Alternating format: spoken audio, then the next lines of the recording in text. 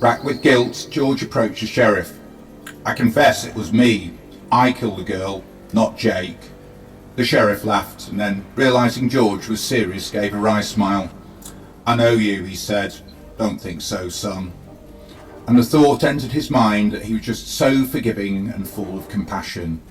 It's all that religion that makes him want to take on board the sins of the father stuff. George played Jake a visit. If the sheriff didn't believe him, then maybe Jake would. George was determined to find peace by confessing and being held to account for his crime. When George arrived at Jake's workshop, he found him staggering about, drunk as usual, and waving his old .45 around.